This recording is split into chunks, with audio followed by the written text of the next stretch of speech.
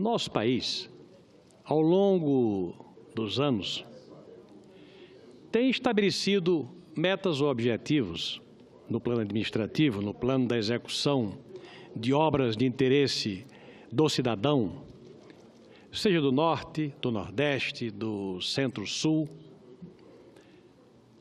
Houve um momento em que o objetivo do Brasil era a autossuficiência da região mais industrializada do Brasil em matéria de geração de energia elétrica.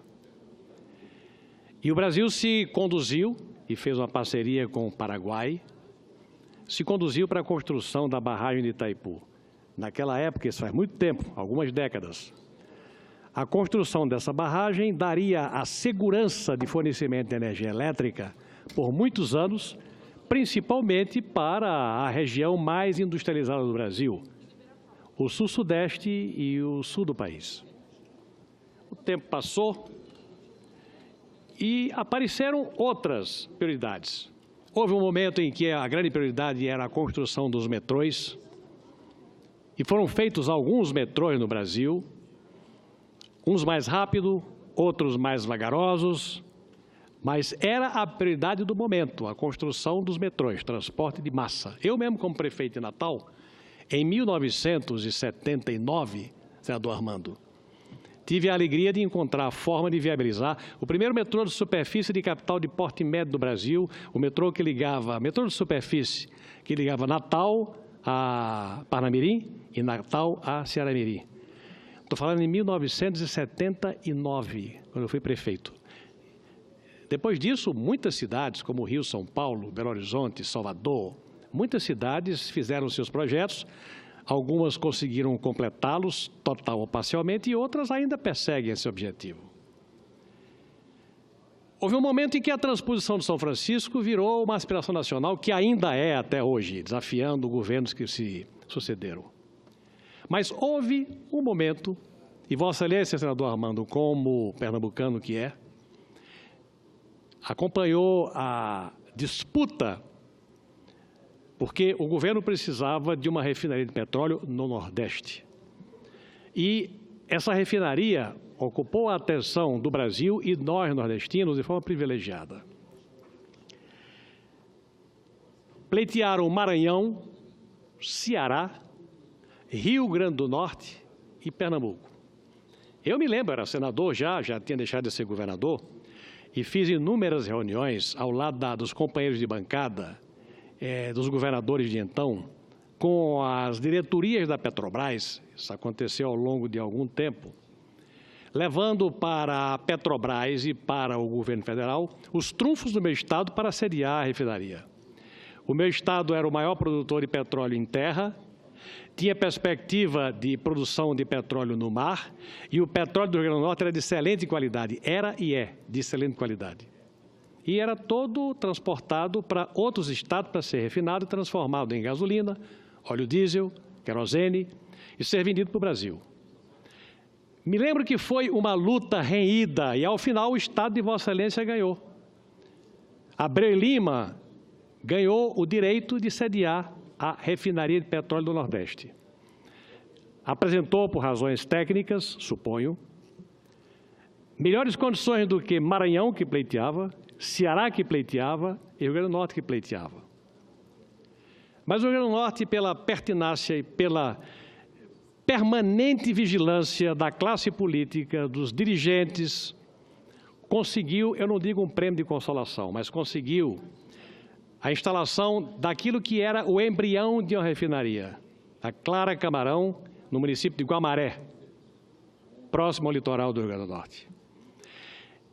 E a Clara Camarão, que eu vi inaugurar, ao longo do tempo e pela pressão da classe política, mas também pelo interesse da Petrobras, a Petrobras não faz graça para ninguém. A Petrobras se move no rumo do lucro e do seu interesse. Está certo, é uma empresa de capital misto, público e privado, e tem que procurar gerar lucro.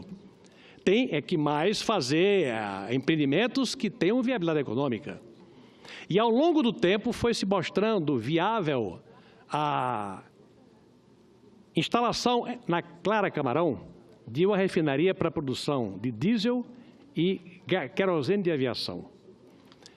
E a refinaria Clara Camarão está hoje funcionando, é um patrimônio do Rio Grande do Norte, pertence à Petrobras e gera muitos empregos e muita renda para o município de Guamaré e para o estado do Rio Grande do Norte e muito benefício para o Brasil. Dito isso, e é o que me move vir à tribuna na tarde de hoje, surge, há uma semana atrás, uma notícia que não tinha sido desmentida e que nos preocupou a todos no Rio Grande do Norte, a notícia de que a refinaria Clara Camarão, que era subordinada à diretoria de refino e gás, iria passar para a tutela ou para o âmbito de influência da Diretoria de Exploração e Produção. Diga-se de passagem, quando a refinaria foi instalada, lá atrás, ela já era vinculada à Diretoria de Exploração e Produção. Com o passar do tempo, com a instalação do refino do petróleo potiguar e do petróleo que vinha de fora para ser refinado na Clara Camarão do Rio Grande do Norte, ela passou a pertencer ao sistema da Diretoria de Refino e Gás. A notícia que nos chegou é que a mudança da Diretoria de Refino e Gás, que se supunha ser a rainha das diretorias em matéria de faturamento e subsistência, faturamento e previsão de investimentos, iria dar um downgrade, iria baixar o status da refinaria Clara Camarão. Essa foi a notícia que nos chegou. A refinaria Clara Camarão vai falecer. Imagine só, depois da luta toda que nós tivemos, essa notícia de que a Clara Camarão iria falecer porque tinha saído do âmbito da diretoria de refino e gás para a exploração e produção, onde ela tinha nascido. Quando ela foi instalada, ela era vinculada à diretoria de exploração e produção. Eu, pessoalmente, eu que participei, senadora Maria do Carmo, tantas vezes, de tantas reuniões da Petrobras, eu confesso que entrei em quase pânico. Eu digo, não é possível, isso é queda e coice. Queda e coice. Não ganhamos a refinaria grande, conquistamos pela pressão e pela viabilidade mostrada a Clara Camarão e agora vão querer dar uma queda na estatura dela e levá-la a ficar pequena? Na segunda-feira, eu tentei um contato com o Dr. Pedro Parente, presidente da Petrobras, pedindo a ele uma reunião urgente com a bancada do Estado. E pedia em nome do coordenador da bancada, que é o deputado Felipe Maia. Ele estava em São Paulo, mas foi dirigente e mandou um emissário me perguntar, me telefonou, me perguntando se valeria a pena, se era conveniente, se a bancada se sentiria confortável em ter uma reunião com representantes da Petrobras, da refinaria Clara Camarão e com representantes da Petrobras do Rio e de Brasília. Eu disse, interessa desde que eles tenham capacidade de informar e esclarecer os fatos que estão, mais do que preocupando, indignando o Rio Grande do Norte. Eu disse, as pessoas estarão lá e estarão com informações. E assim foi feito. E propôs a data de hoje. Se poderia ser hoje às 11h30, eu digo, 11 da manhã. E para lá foram 6 ou 7 pessoas, com as informações que nós precisávamos ter e com os esclarecimentos que se impunham, para ver se aquilo que nos aflige procede ou não. A primeira pergunta que foi feita, é verdade que a refinaria saindo do âmbito da diretoria de refino e gás para a exploração e produção, ela vai perder em estatura? E me disseram, pelo contrário, no momento atual, a Petrobras tem dentro das suas diretorias, claro que igualdade de condições, mas a que tem perspectiva e a que defende a política da Petrobras de crescimento da produção e, consequentemente, de investimentos, é a diretoria de exploração e produção. A vinda da Clara Camarão para essa diretoria, pelo contrário, abre uma porta do tamanho desse plenário para, mesmo na crise, a perspectiva ser de crescimento e de investimentos. Quando é que vão acontecer? Na hora em que eles se justificarem. Agora, perda de investimento e perda de produção, nem pensar. Essa é uma falácia e é um fato que não é verdadeiro. Eu perguntei, vai alguma perspectiva de diminuir a produção? Nenhuma. Pelo contrário, é do ponto em que está para mais. Diminuir nunca, o investimento foi feito. O que nós precisamos produzir agora é tanto diesel, tanto querosene de aviação, tanta gasolina, quanto nós possamos com o investimento já feito.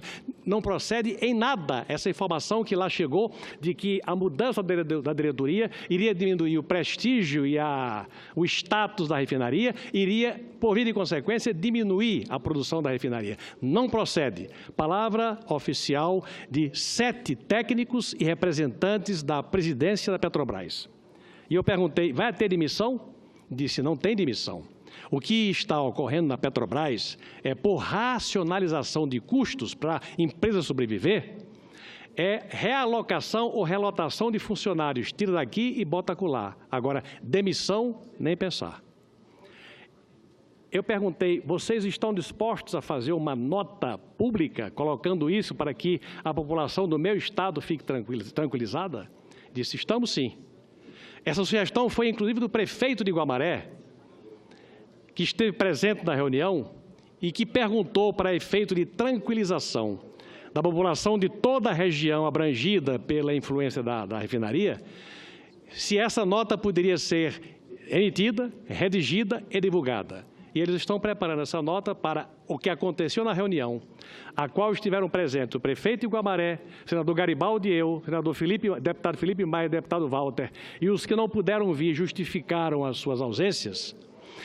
Eles dissessem que a nota seria entregue à bancada para que a bancada pudesse fazer o devido uso para esclarecimento e tranquilização da população potiguar.